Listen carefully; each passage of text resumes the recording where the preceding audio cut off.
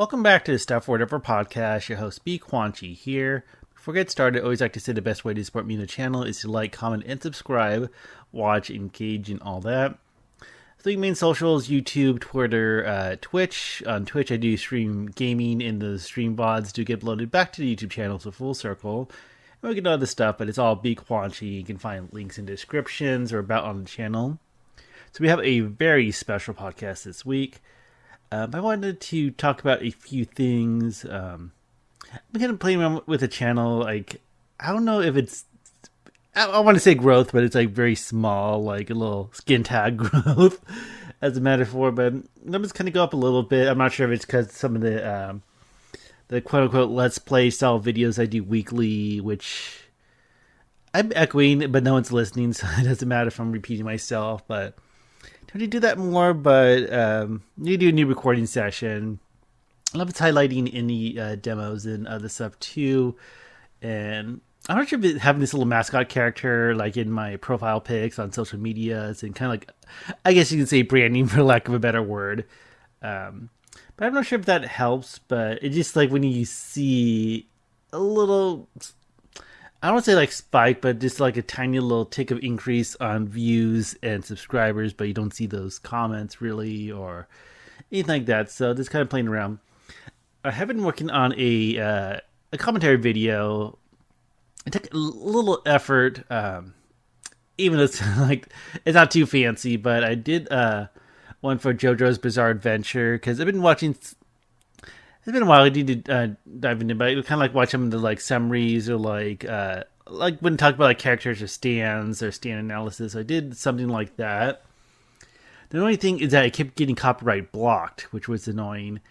I get when stuff gets copyright claimed or something like that. Like the worst one is copyright strike, which I never got. But I think you had to be like deliberately doing something like uploading direct music or uploading direct TV episodes or movies, which I wasn't doing, but pretty much I was using like clips from the episode as B-roll for the video, and I kept on repeating it too, just to kind of fill time as well.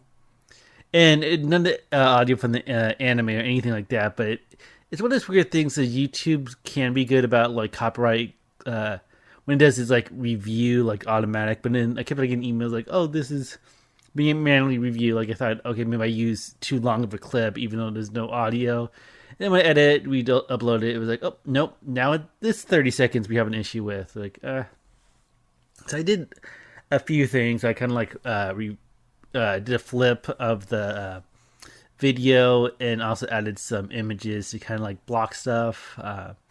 I hope it's not too intrusive, but I think it works, especially if it's the more of the commentary part is the meat of the content. But I hear things too, like sometimes like the system would just like look for scenes or visuals and like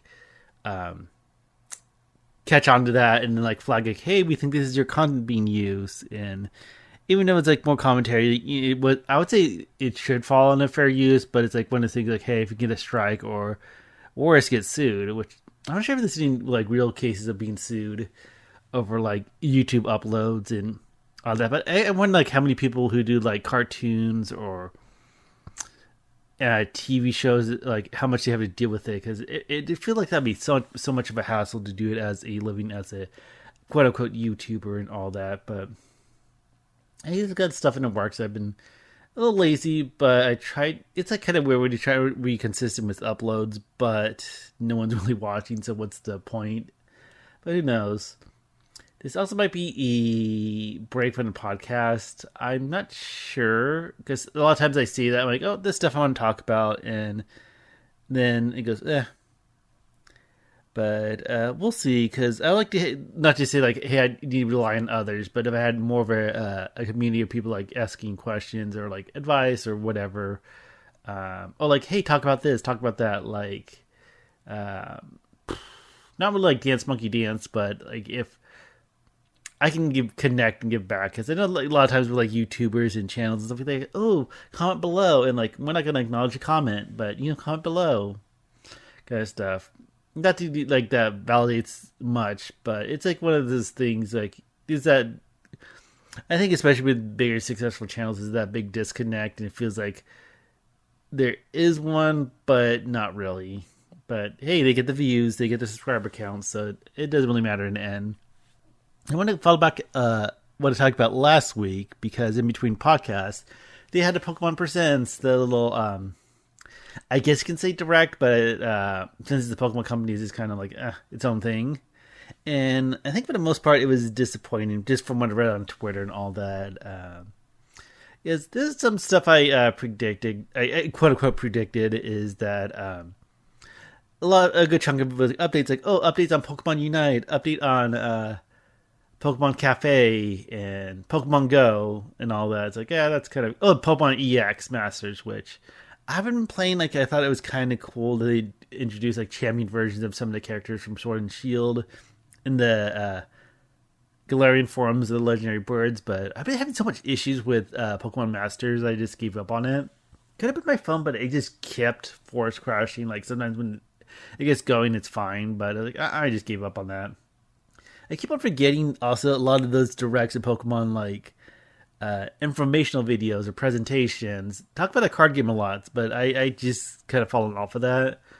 Not that I care, but I think talking about like championships too. I don't know, some of the whatever you want to call it, like the real world and Pokemon stuff, like with championships and all that. So like, that's interesting, but I don't care. And it's that like stop motion Netflix exclusive show that's coming out that's like tailored to a Pokemon resort and being like a concierge. It seems interesting, but I haven't really got into like video format of Pokemon Go. I think there was just a few of them. I liked like when he did like the old school cartoon style. I forget his name, the one that kind of has like the baggy pants Pokemon. But yeah, not too much. One thing also, they mentioned Pokemon Home. They said plans for integration with Scarlet and Violet early this year, so we don't have a specific time, so hopefully that comes up soon. I just want because I want to import all my Pokemon from Sword and Shield to Scarlet and Violet, especially shinies and stuff like that, especially with like how Pokemon Go, you can get whatever shinies in there too, so it's that's one thing I'm looking for. And then I believe it's last, I'm not sure what else they said in the Pokemon Direct, is the DLC for Scarlet and Violet, and I think it's expected. They didn't. I think it's just going to be two. Well, they said 2 parts, but I don't think there's going to be anything more than that. Just like with the previous generation, but I think fall and winter. So at least we get both of them by the end of the year.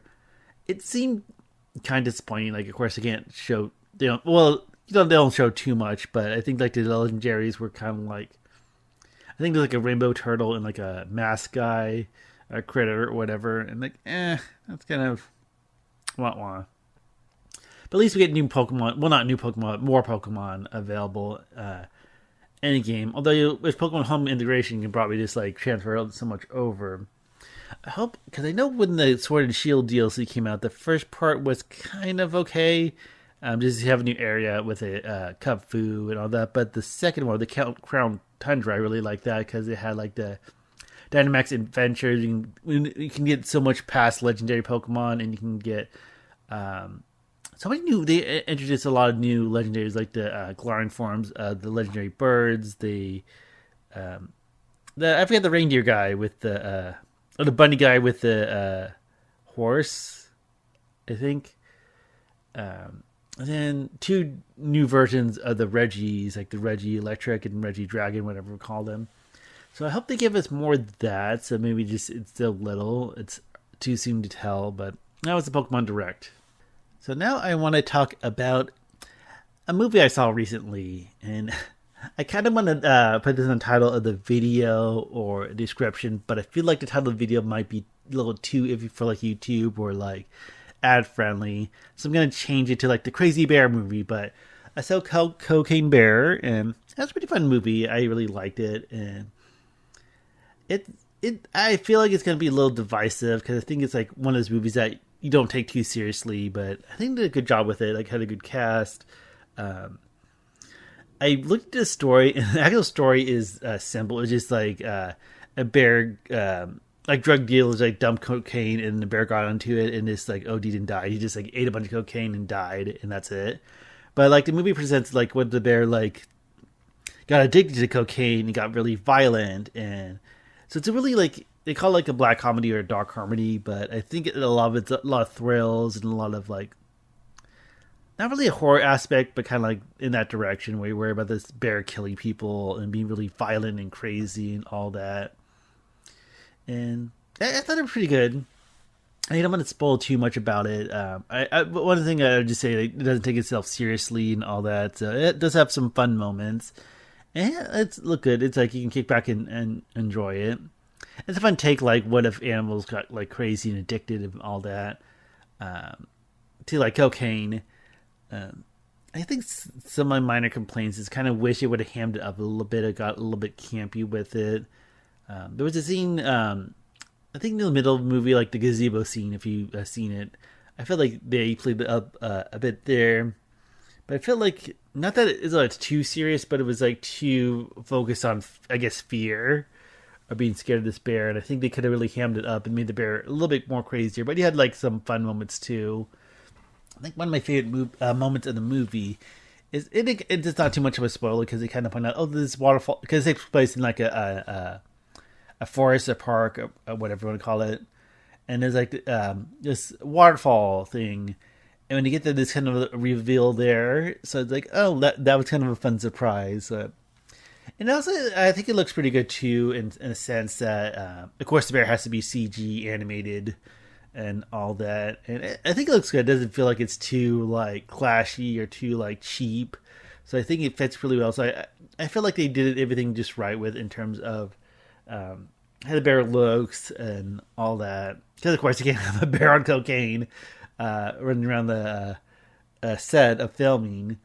I think like besides that, I think this is also me being like, come up, movies got a movie, or like being more critical than I need to be, but I kind of felt like just some parts of the movie, like it gets to the point like, fuck, you just want to say fuck this shit. Like I'm not gonna go after the whatever cocaine's out there or deal with this bear. Like run, get away, not dealing with this shit. So I feel like some of the characters don't really like have the common sense, like, take a loss and get out of here. Like instead of like going after the cocaine or going after the bear or whatever. And yeah, I think besides that, they could use a little bit more campiness, and yeah, especially like I think it should have retested because that's messed up. Like giving an animal or someone like addictive substance or hard drugs just to see how they would react, not knowing and not really understanding about being addicted. But that was kind of a fun concept too, like the bear wanting more cocaine and all that. So I recommend it. I think it's like one of those movies that doesn't take itself seriously. I was kind of like, I went a little dark and not dark, but not knowing too much about it. I know the movie poster kind of looks menacing and kind of like that, but I noticed that it was directed by Elizabeth Banks, so I thought it was going to be a lot of comedy, which it does have a lot of funny moments too. I just kind of wish it was camped up, but it's a good movie, so I recommend it. Yeah, definitely worth a watch. I don't see it winning any Academy Awards or anything like that. But yeah, it's kind of a fun movie. And another movie I want to talk about, it's been out for a long time, but eventually got around to seeing it, is Puss in Boots. And the newest one, The Last Wish. And I know there's all those like review channels and stuff like that, so not really add too much to conversation. But I thought it was really good. Well, really good. It's actually one of my new favorite movies, especially with animation. Looks really good. I think that movie had a really, really long theatrical release. I'm actually saw it today before recording this podcast, and maybe because it was like a matinee and a weekday, like the theater was 100% completely empty, and like, oh, that kind of fun experience. I don't think it's out for a cheap rental. I think you can buy it digitally, or I'm not sure if you can rent it yet. Because I know it's gonna be. I don't know. I kind of tried to Google it, but it's like, oh, you can buy it for $20 or something like that. But movie tickets much cheaper, so I think still a cheap way to watch it. And yeah, I thought it was really good. Well, again, really good. I thought it was amazing. I had to use the right words to describe it, but Obviously, one of my favorite characters in the movie are the Goldilocks and the Bears. I thought they played that so well off each other because of really good voice acting, and it's constantly like four characters interacting with each other. The three Goldilocks, and I also like that take too. Like I think in the fairy tale or whatever you call it, Goldilocks just runs away from the bears when she's discovered, but it's like more of the bears kind of like adopting her, and she's like an orphan kind of thing. So I really like having that family dynamic, and yeah, I obviously it's my favorite voice acting in the movie, and we liked everything else.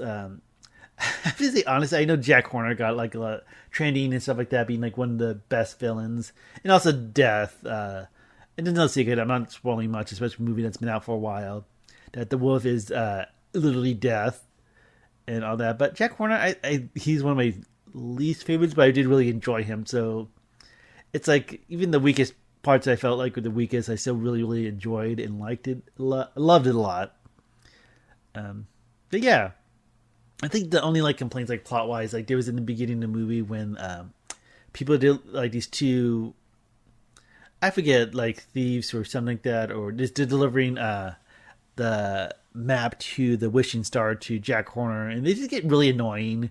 Like I think part of it's just to present that like, hey, Jack Horner is backstory and motivations about like not having any magic or not, being anything special, and being jealous of that, so he wants to get magical powers, and that's why he collects all these magical things. I think even his collection kind of conveyed that, like, it's like they're intentionally pissing off some guy. He's like this big giant guy in charge of factory and like high power and stuff like that. Like, dude, no, read the room. Like, you're pissing this guy off, and yeah.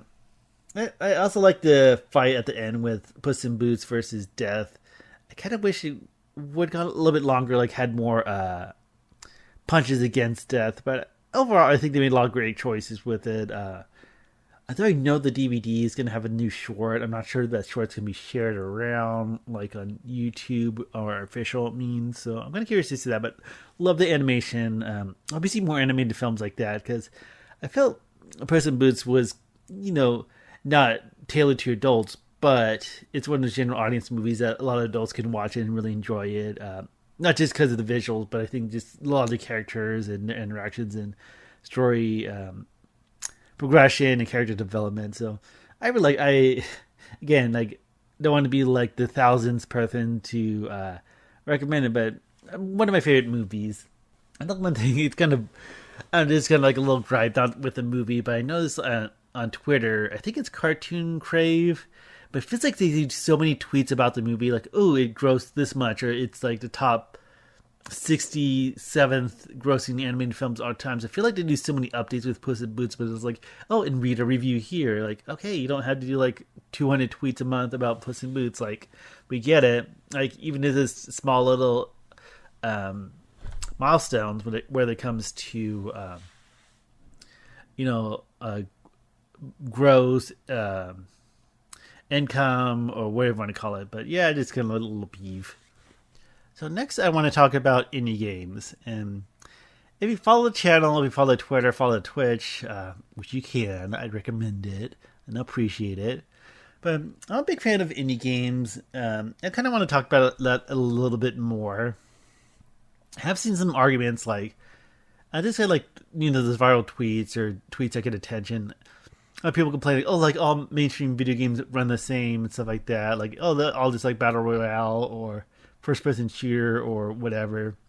But like, no, you can love variety with indie games. And then people like saying, indie games are just retro graphics, like pixel graphics, Metroidvania, and all that. And I will agree there are some trends, but I feel like that shouldn't be a barrier, I guess you can say. Or I can get like certain graphics may be an off-putting on that, but a lot of great indie games, I feel like some of them that take more time. You really see like Hades, Hollow Knight. I know Cuphead had a long development too, but those are like visually great looking. My most recent favorite one, Pizza Tower, which I've been wanting to do like more reviews stuff on the channel, so I have one written that I have to record for one indie game. I want to do one for Pizza Tower as well. I mean, like I feel like it's like a cartoon but a video game, and it just has so much love and care into it, especially with this long development cycle. So the full playthrough is on the channel if you want to check that out, but I want to do more reviews of that and kind of want to do some more commentary videos. Again, I use the word lazy, but I feel like I have at least something to kind of fill the gaps, even though it's one of those things like no one's watching anyway, so why get too, I don't know, I just like too stressed about it. Because at the end of the day, it's kind of a hobby, like even in the podcast, the solo podcast, which no one cares about. Some of them have been getting more views, but I have to check the engagement because I feel like maybe it just like autoplays and people just like click out or get annoyed with the intro and my voice and all that. I honestly don't know. But yeah, I just feel like indie games are a great pillar in the giant structure of the gaming industry as a whole. Because I also hear stuff too, like I love big games too. I'm more leaning on Nintendo. The only non-Nintendo, besides like a computer and having a Steam account and all that, and a pretty good, decent gaming laptop, PlayStation 3 is the latest I got. Like, I never, besides growing up with like siblings, we had the Xbox, but I never owned an Xbox 360 or One or Series S. I also really hate the naming scheme for the Xbox consoles. At least PlayStation is, it's sensible, like 4 or 5. Like, I never got a PlayStation 4 or 5. I got kind of tempted, but it's like, I think also, like, one of my, I'll say points, maybe arguments, but more points, is one thing I really like about indie games is the price of the software, the game itself. A lot of, like, big games would do, like, 60 or 70 bucks and all that. I'm not sure if it's also, like, that trend of, digital downloads, which I wish digital content would be maybe a little bit cheaper, because I think for the most part the same as physical, unless the physical did like a special, like, hey, it's a physical release, you get collectibles too, because I know some indie games have been doing that too, like going back to like Cuphead, Hades. I don't want to see out there that actually do like a physical release, so it's more like a collector's edition, because sometimes like, oh, what if that service is like gone, or you go constantly can't play that game again. Versus like a physical game, you can, as long as you have a console to play it on, you can play the game. And then also there's the argument that cartridges or a disc can get damaged. I'm always tempted, I've seen reproductions of like, oh, it's a SNES, so you can actually play like a SNES cartridge and the console, even though you might not, you have to buy like official Nintendo SNES. And then there's also like sometimes you release like the SNES Mini and all that. And I'm curious, I know getting around that time, Nintendo's going to cancel or end service of the 3DS and the Wii U stores. So I'm not sure if they're going to change their marketing or change their tactics when it comes to older and legacy content. Like, there's always the NSO libraries, but we'll see. But with any game, like, I like the price. A lot of fun experience. Like, it's not always the same type of game. Like, not always a platformer, not always a Metrovania, not always like a unique first-person horror game. I did play, it's already on the channel, but a Rat's Life is a fun one. And I have stuff coming, like Bits and Bob. I recorded a gameplay of a demo, and that's kind of like a Rhythm Heaven kind of inspired game. Even Pizza Tower, that's inspired by the Wario Land series. And I really wanted to play Atom Blast because I've been following the Twitter account, and I don't think it's a demo yet, but there's a lot of cool like gameplay clips that they've been showing on the Twitter. So yeah, I feel like when it comes to indie game, like there's so many preconceived notions, like, oh, it's just like cheap or just like unoriginal, uninspired pixel art games. But you get a lot of variety, a lot of bang for your buck, and all that. And some really cool stuff, like even if it's heavily inspired by a certain game, like, oh, this is inspired by Zelda, this is inspired by Super Mario 64, this is inspired by like old school RPGs. Like, you get so much great stuff out there. So that's why I kind of like, that's maybe somewhat of a cornerstone of like my YouTube and Twitch stuff. Like, to play those. Sometimes I play some retro stuff too. I'm getting kind of excited about series I'm going to do. based off a randomizer for a SNES game. So stay tuned for that. But this is 25 minutes, a little over 20 minutes in. So probably not too much people watching. But yeah, I think indie games are good. It's kind of funny, like you probably back in the day when there's like pretty much just Nintendo and Genesis and stuff like that. Like you can almost consider like third party games like to be indie game developers because there's so much content out there. There's like so many games out there in the library that aren't first party Nintendo. So it's like indie games and third party are almost like the same thing. I guess you can argue they're the same thing, but you see stuff like mostly following Nintendo. You see they do like an indie direct, and you see a lot of indie games on the Switch, but also available on other platforms as well. So, yeah, I just think there's a lot of good gems out there, and I think just having a preconceived notion like, oh, it's just a cheap indie pixel game, you're missing out on a lot of good stuff. But everyone has their own taste and all that, and what games they play. But love me some indie games. I kind of wish I would get more attention just so I can.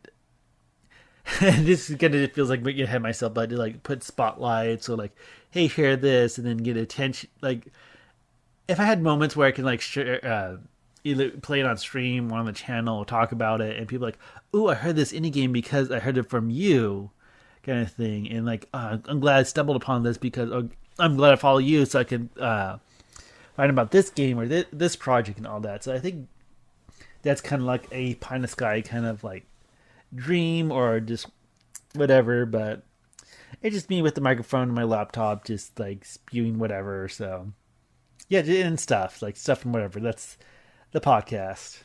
So to end this podcast, I wanted to do a little bit, and something like it's kind of immature, but something to talk about. And I want to give some crappy advice, and this is literally crappy advice. I don't know if this is like gross humor, you being like paying attention to stuff, but some important advice when it comes to number 2 is first advice: always have a plunger in your bathroom. Like, especially when you're adult or know where the plunger is. That's the thing. Like, have a plunger or know where it's at. I make it visible too. Like, I know sometimes it can be a little gross with like the plungers and toilet brushes. Because no one likes to deal with a clogged toilet. And I think for the most part it is fixable. I don't know. Yeah, maybe it's not you look on YouTube or WikiHow, but you never want to be in a situation where you need a plunger and you don't have one. So if you live on your own or whatever, make sure you have a plunger. Don't buy the cheapest plunger out there. Like you thank me in the end. Get a decent plunger, know where it's at. And I think it's just because it's like a big tool in a bathroom. Like, if you like have a nice house or a house in general and you have guests over, like, people aren't going to be upset like, ooh, gross, tacky, there's a plunger. And I just had a random thought too, because I would catch up on the RuPaul's Drag Race with the All-Star 7 when they had like the, I forgot what they called the plunger, but it was to block somebody from getting the star. Probably no one's going to know what I'm talking about unless you follow Drag Race, but my thing is have a plunger, because it's good to have a plunger and barely use it than needing a plunger and not having it. So, and of course, making it visible, and you don't want to have the awkward conversation because, shit happens, and like tell somebody, if you're hanging out at someone's house, like, oh, it clogged the toilet kind of thing. Like, I think for the most part, you can kind of take care of yourself. Then if it gets out of control, like, have this conversation. So first thing about crappy advice: have a plunger, know where the plunger is. Plungers are your best friend. Second crappy advice is don't delay a poo. Basically, I think, I'm not sure it's like health or anything, but you can show stress in your GI system. I think it's true too. Like, you see people have like diarrhea shits, or again, I wanted my well, this is how the podcast is going to end, anyways, with taking a shit, but metaphorically in with discussion. Pretty much, I hear like don't delay taking a shit. Like, you need shit, go right there, because I think the more you delay it, you can get the like soft. I don't want to do the script about that soft. It's still like the mud bud. That's the thing. Like you don't want the mud bud. The mud bud's one of the most awful things you can have in the bathroom. So like if you need to go, just go. Like don't like. I just want to watch it. End of this episode until the end of this episode, or the end of this video round of gaming, all that. And it's no fun when you have to do it in public, like public restrooms. You always see that sometimes, like people like, oh, I never take a shit in a public toilet. Like, I guess I could argue like maybe it's more like gas stations, but some whether it be at a store or a restaurant. I think restaurants usually keep things pretty tidy unless it's like a real hole in the wall, and if it a real shitty restaurant, which you shouldn't be eating there anyways. But I never in my life walked in a bathroom really need to take a shit and look at the bathroom and like, you know what? I'm gonna chance shitting myself. Like I'm not gonna near that toilet, and I'm sure that happens. I see maybe more of it exaggerated in TV shows and cartoons, but like if you need to go. Because the worst thing is like, hey, what if it's coming out and there's no stopping it? Like that's the worst case scenario. Like, oh, I may need new underwear and have to burn my pants. But yeah, like don't delay poo, because I think again you may be more stressed. GI system, you may have like not a good pooping experiment, but yeah. And then my last piece of crappy advice is, and this is easier said than done, but like don't eat crappy food, or don't. I don't want to like say like, oh, eat healthy, organic. Not avoid fast foods and all that, because I eat like a trash can. Like I'm a garbage eater. I'm a garbage disposal. Sometimes you notice like, hey, I'm eating more vegetables and fruits and avoiding fast food and all that, and like, oh, things are a little bit more solid. Again, I feel like well, this is disgusting, but again, no one's listening, so it doesn't even matter. But when you notice, like, if you had like, I don't want to go to like, oh, if you Taco Bell, then you're gonna have the shits, or Chipotle. Like, I eat that a lot, and I don't have too much issues. Like every now and again, like shit happens, but I think if you eat more fruits and vegetables, or like grilled chicken and all that, and not just eat like fast food like every other day of the week, if not more, like and junk food. Junk food is a big part of like greasy potato chips and all that. So don't always eat garbage. Sometimes when you have this kick, so like, oh, I'm just gonna eat a little bit better, but I do not do that consistently. Like I still eat a lot of garbage, but sometimes like when you have a nice solid poo, it is a. I don't know where I'm going with this, but I think that's why sometimes people get really like enthusiastic when talking about taking shits, because sometimes it just. Maybe it's the shit hitting the prostate on the way out. I'm not sure if it's different from men and women, but sometimes dropping a nice solid log and very like. I think the thing is when it comes to shit is if wiping feels like a chore, then just this typical cleanup. Like if you feel like you have to do multiple flushes with wiping, and it's okay. Maybe I'm talking too much, but just saying like, hey, shit's.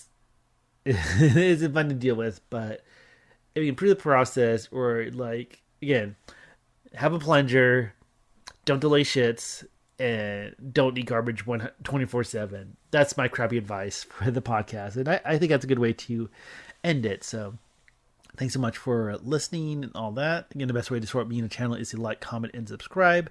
If you're on YouTube, Twitter, and Twitch. I might take a break from doing podcast recordings just because it's a little on me.